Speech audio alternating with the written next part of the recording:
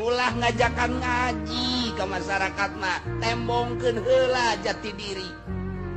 Lamun urang geus jadi madu pasti sireum daratan. Geus jadi gula sireum daratan. Mun jadi jajamu budak leutik pangheulana kabur. Pahit cakena teh mah.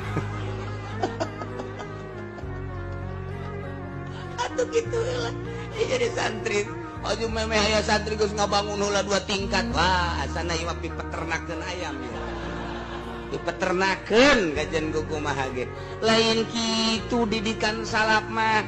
Datang ka imah, tembongkeun diri urang jati diri ibadah ka Gusti Allah.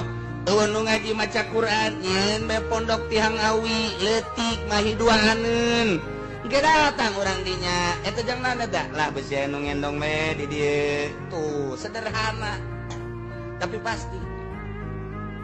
Sederhana